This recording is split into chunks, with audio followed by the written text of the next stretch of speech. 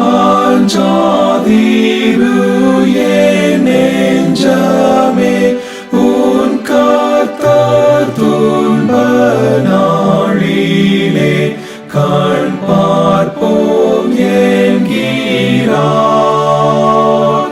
இக்கட்டில் திகையாதீரு,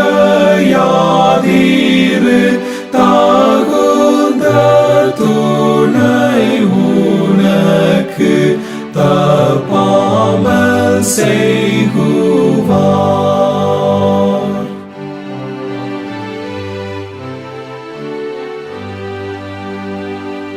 என் நெஞ்சமே மகிழ்ந்தீரு,